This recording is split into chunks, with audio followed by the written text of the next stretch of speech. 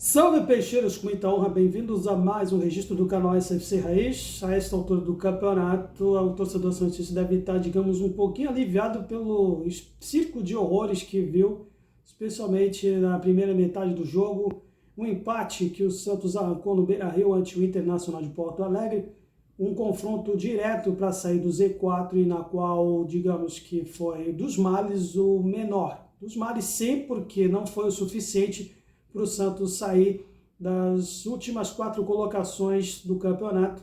Ainda estamos atrás do Vitória da Bahia, então isso significa que não dependemos apenas de nós neste exato momento para que a gente saia deste pesadelo de um segundo rebaixamento que seria ainda mais vexatório do que foi há 2 anos atrás. Na escalação de hoje, algumas alterações promovidas pelo técnico Alejandro Vojvoda, entre as quais, por exemplo, a entrada de Luan Pérez, dando lugar ao suspenso Zaivaldo, fazendo dupla de zaga com Adonis. A entrada também do lateral direito Mike, no lugar do Igor Vinícius, que ficou no banco hoje. O Escobar, que no primeiro tempo, pelo menos, entrou como titular no lugar do Souza, que depois, aí sim, na segunda etapa, terminou como lateral esquerdo. No meio do campo tivemos o Vitor Hugo, em teoria no lugar do João Schmidt, fazendo aí o trio de volantes que ficava em torno de Willian Arão e Zé Rafael. E no ataque uma surpresinha, né, para aqueles que gostariam de ver o Abel Júnior entrando já como titular. Sim, ele entrou pelo lado direito do campo, juntamente com Tassiano e com Benjamin, o Benjamin como falso 9, ou pelo menos se movimentando pelos lados do campo. E não funcionou. Não só não funcionou, como deu um certo ar de ceticismo para o torcedor santista, o que se viu ontem. O primeiro tempo demonstrou que o Santos não merece a Série A. O Santos não merece a Série A, seja pelas escolhas do Vojvoda e seja principalmente pelas escolhas dos reforços patrocinados por seu Alexandre Matos e o cabeça de todos, o seu Marcelo Teixeira. Se a gente se encontra nessa situação, é justamente porque a gente não soube investir mais uma vez esses milhões de reais, sendo que o Santos se encontra aí em termos estatísticos aí da segunda até quarta colocação do clube que mais gastou neste campeonato para isso, para protagonizar isso para o torcedor santista. Entre as quais, por exemplo, estrategicamente a posição dos meias, que a gente fala aqui. A gente está nessa situação porque nós não temos um dinamismo de meia, um meio de campo de fim de feira. Então, tivemos, Zé Rafael, que a gente já sabe aqui, voltando de cirurgia.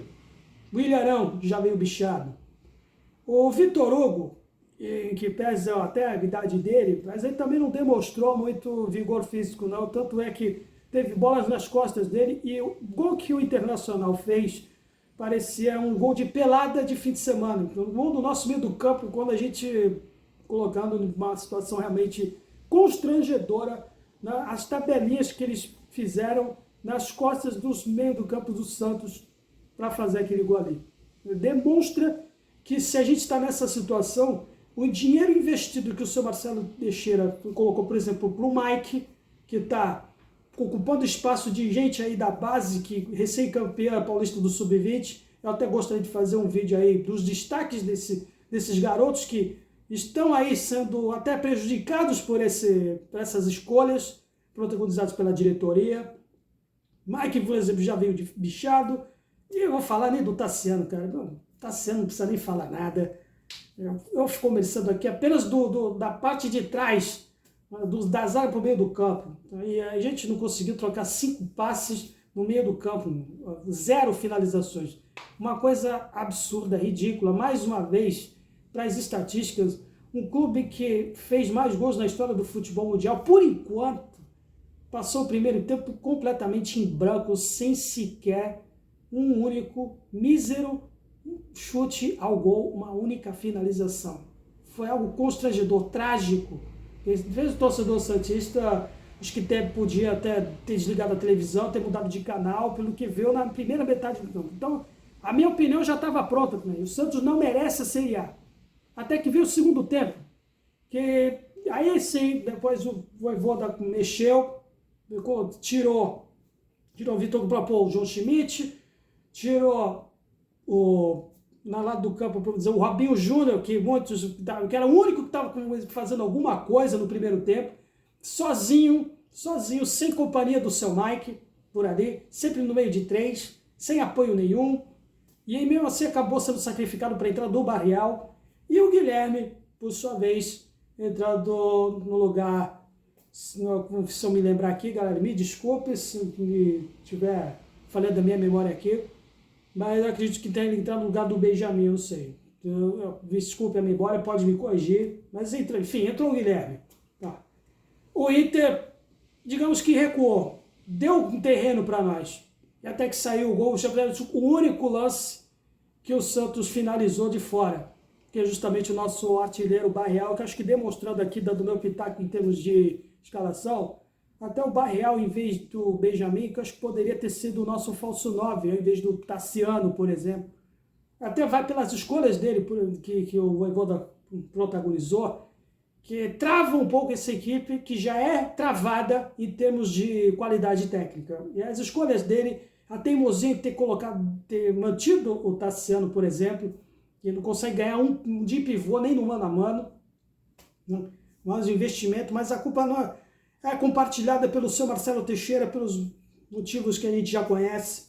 E depois entrou o Souza, deu até um pouco mais de apoio com relação ao Guilherme naquele lado do campo.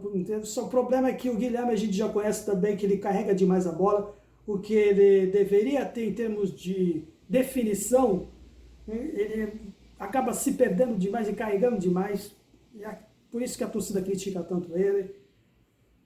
Quanto aos aspectos das mexidas no meio, por exemplo, o João Schmidt dá um pouquinho mais de segurança em relação ao Vitor Hugo e ao Zé Rafael, junto com o Willian Arão ali, sabe? Por incrível que pareça, o João Schmidt, que foi tão criticado, até aquela pior partida que eu lembro dele, do primeiro turno, contra o mesmo Internacional ali, pelo menos ele deu mais segurança naquele esquisito. Não deu para entender o porquê que o Vojvoda manteve o seu Mike ali, na lateral direita.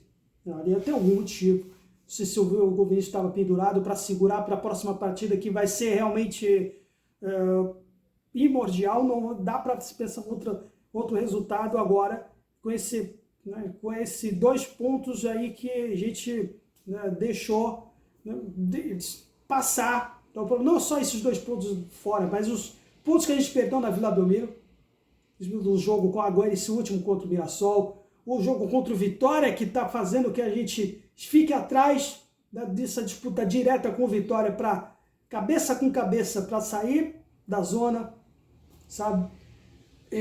Bom, o Brasão teve que trabalhar novamente, né? O Brasão teve que trabalhar de novo. Realmente é muito triste você ver alguém se esperneando, e se ele tiver pretensões de sair, o torcedor santista não vai culpar ele não.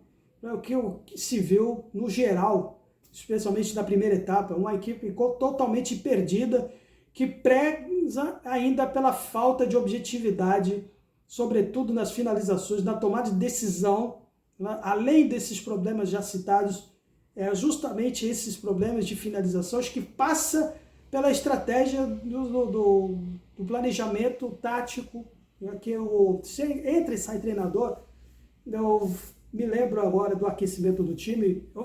Acho que o único time que eu vejo dos times da Série A que eu vi até agora, me chama muita atenção no aquecimento. É o único time que eu vejo, o time do Santos, todos os times que se enfrentaram, fazendo aquela demarcação de campo reduzido. Enquanto que os outros times, nos aquecimentos, eles ou treinam bolas aéreas, ou treinam tabelas, ou treinam finalizações. E o Santos continua com aquele mesmo estratagema, sabe? E é isso que eu acho que está prejudicando o desempenho dos jogadores também.